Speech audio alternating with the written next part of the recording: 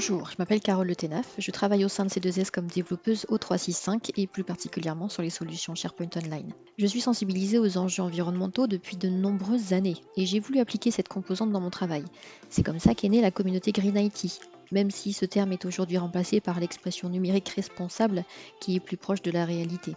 L'idée est de regrouper les collaborateurs qui souhaitent agir et valoriser notre expertise à trouver des solutions innovantes pour atteindre les objectifs de réduction de nos émissions de carbone de 5% par an et être compatibles avec les accords de Paris.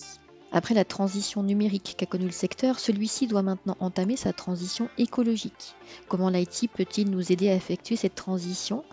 Je vois 4 axes sur lesquels agir. Le premier, c'est l'impact carbone de l'entreprise. Le bilan carbone fournit un état des lieux, ainsi que les leviers les plus efficaces sur lesquels cibler nos efforts pour atteindre nos objectifs. Le deuxième axe, c'est l'utilisation du numérique dans l'optimisation énergétique. Et en matière de carbone évité, l'IT peut aider tous les secteurs. Dans l'immobilier par exemple, la Smart City ou les Smart Buildings aident à piloter les consommations d'énergie.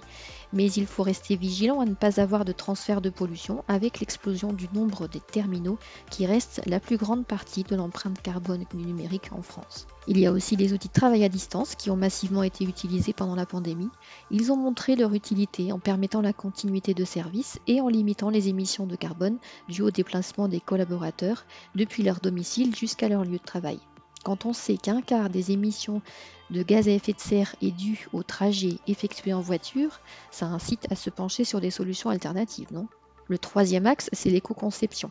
Chez C2S, nous mettons notre expertise au service d'un numérique plus responsable dans nos développements en suivant les principes du Green Code, c'est-à-dire l'écriture d'un code plus sobre, qui optimise le nombre de requêtes et qui se limite aux fonctionnalités strictement utiles aux clients.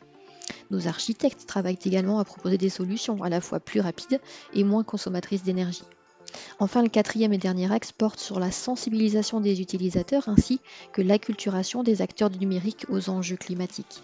Nous proposons à cette occasion l'animation de fresques du climat et du numérique en entreprise.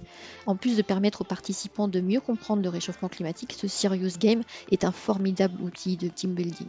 En conclusion, nous ne ferons pas l'économie de la sobriété numérique, c'est-à-dire passer d'un numérique instinctif, voire compulsif aujourd'hui, à un numérique piloté pour trouver un équilibre entre les opportunités commerciales et la poursuite de notre objectif de réduction des émissions de carbone.